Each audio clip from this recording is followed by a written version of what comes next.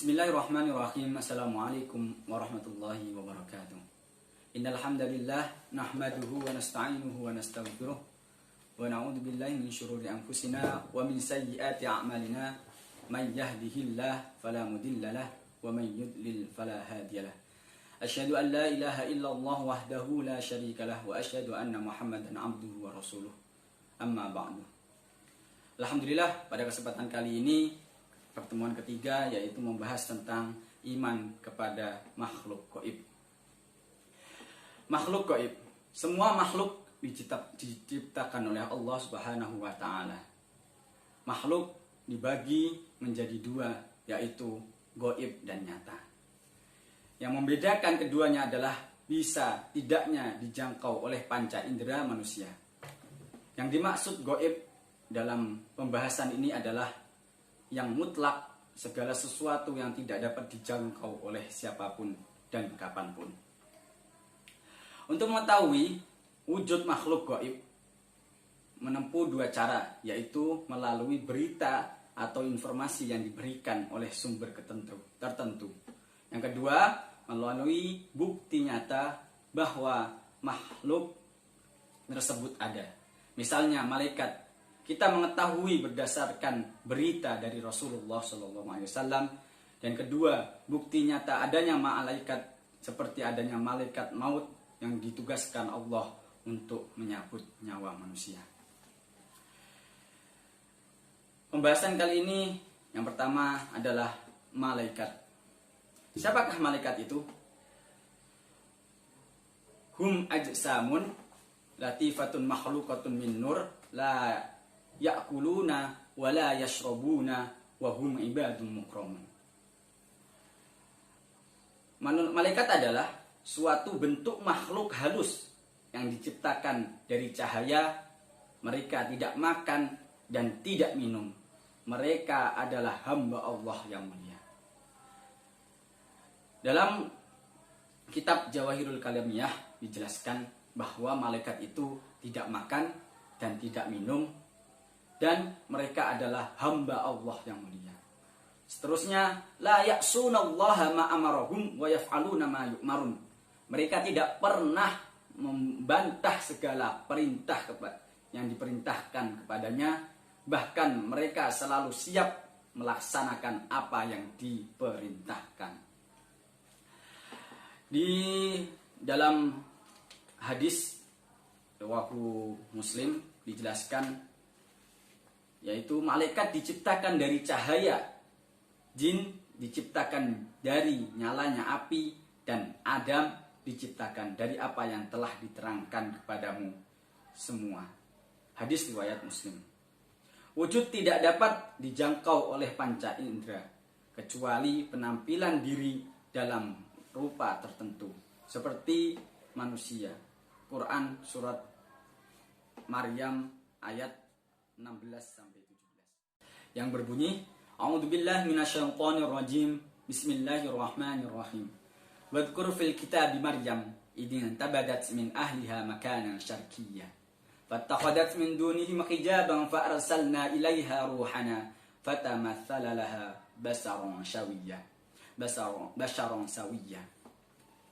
Dan ceritakanlah kisah Maryam di dalam Al-Quran, yaitu ketika ia menjauhkan diri dari keluarganya ke suatu tempat di sebelah timur, maka ia mengadakan tabir yang melindunginya dari mereka. Lalu kami mengutus roh kami kepadanya, maka ia menjelma di hadapan dalam bentuk manusia yang sempurna. Malaikat tidak dilengkapi dengan hawa nafsu, tidak memiliki keinginan seperti manusia, tidak berjenis laki-laki maupun perempuan, dan tidak berkeluarga. Hidup dalam alam yang berbeda dengan manusia.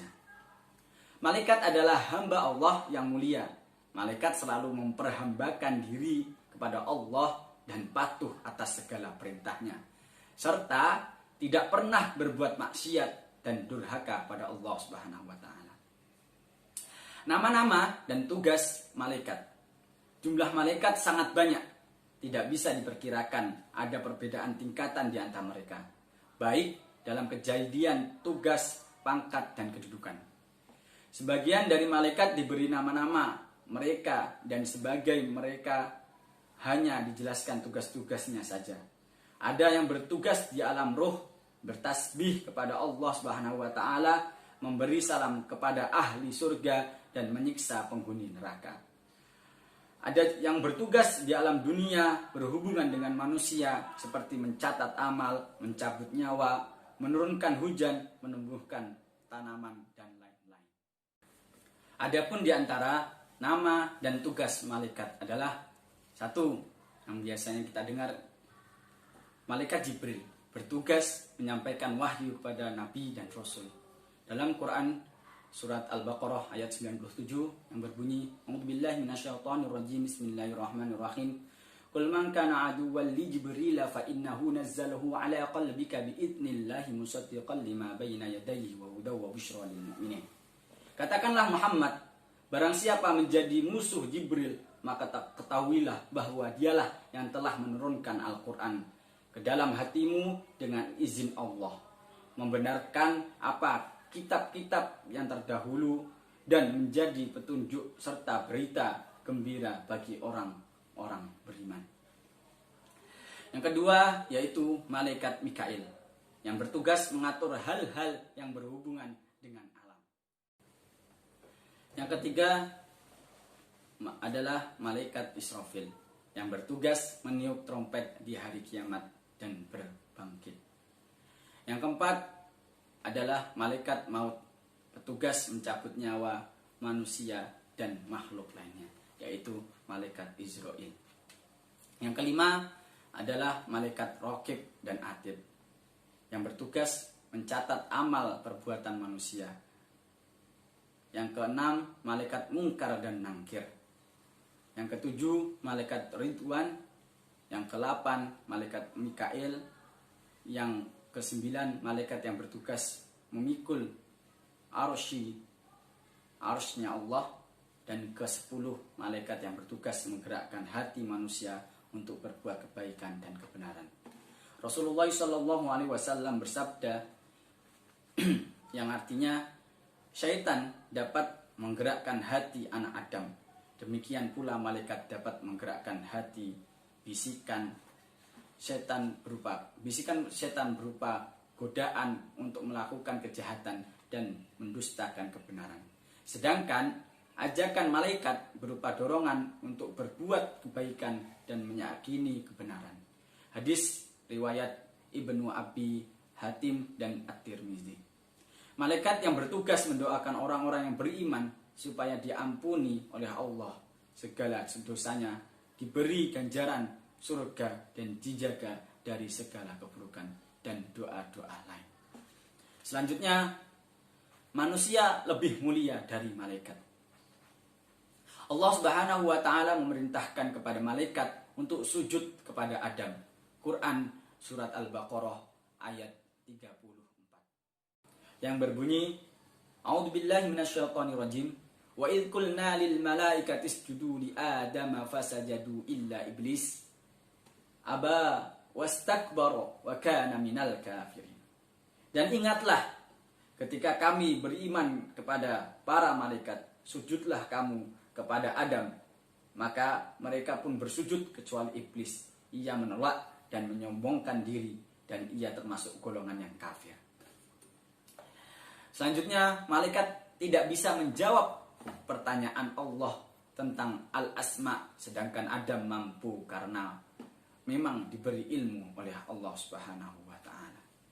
Yang ketiga, kepatuhan malaikat kepada Allah Subhanahu wa taala karena sudah tabiatnya sebagai malaikat tidak memiliki nafsu, sedangkan kepatuhan manusia kepada Allah Subhanahu wa taala melalui perjuangan yang berat melawan hawa nafsu. Yang keempat atau yang terakhir, manusia diberi tugas oleh Allah menjadi khalifah di permukaan bumi. Quran surat Al-Baqarah ayat 30. Yang berbunyi, Wa in qala rabbuka lil malaikati inni ja'ilun fil ardi khalifah qalu ataj'alu fiha man yufsidu fiha wa yasfiku ad-dima wa nahnu nusabbihu bihamdika wa nuqaddisu lak qala inni a'lamu ma la ta'lamun.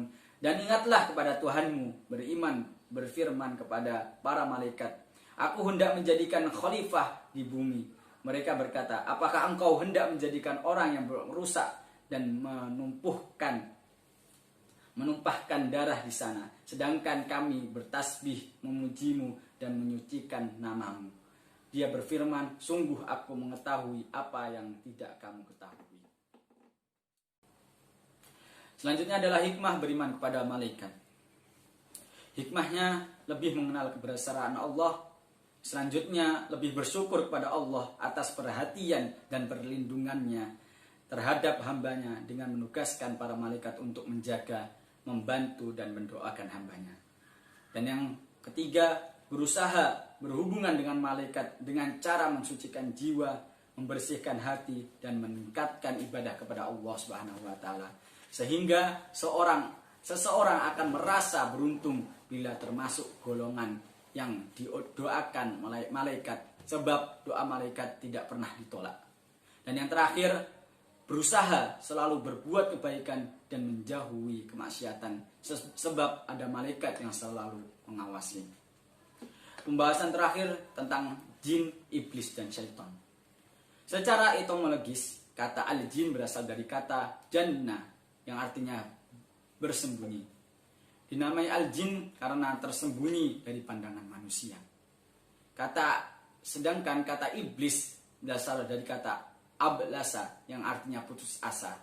Dinamai demikian karena iblis putus asa dari rahmat Allah atau kasih sayang. Dan yang terakhir, kata syaiton berasal dari kata syayatana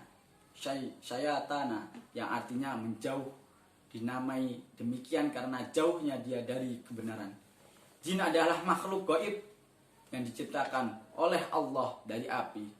Mukallaf seperti manusia. Di antara mereka ada yang patuh dan ada yang durhaka. Yang durhaka pertama kali adalah iblis, anak cucu yang disebut